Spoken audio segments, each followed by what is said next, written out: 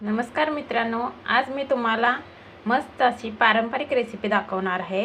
हिचं नाव आहे उडदाच्या डाळीचं घुटं। मसाला बनवण्यासाठी त्याचा खोबरं, कोथिंबीर, लसूण आणि मिरची लागणार आहे। तर ह्या सगळ्याची एकत्रित करून पेस्ट करून घ्यायची आणि डाळ कुकरला मस्त अशी शिजवून घ्यायची। ही उडदाची डाळ मी कुकरला शिजवून घेतलेली आहे। आपली डाळ छान शिजलेली आहे। एका कपामध्ये तेल टाकून घेतलेलं आहे। आता याच्यामध्ये मी थोडंसं जिरं टाकणार आहे आणि मग मिरची, लसूण, कोथिंबीर आणि खोबरं वाटून घेतलेले आहे ते आता टाकणार आहे।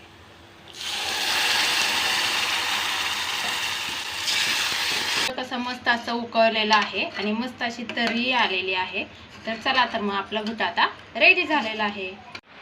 हे पहा मित्रांनो, आपलं मस्त असं उडदाच्या डाळीचं घुटं तयार झालेलं आहे। तर याच्याबरोबर मी मस्त अशी ज्वारीची भाकरी घेतलेली आहे। तर तुम्ही एकदा ही रेसिपी करून बघा। ही पारंपरिक रेसिपी आहे। तुम्ही एकदा ही रेसिपी करून बघा आणि आवडल्यास माझ्या चॅनलला लाईक आणि सबस्क्राईब करायला विसरू नका। धन्यवाद मित्रांनो।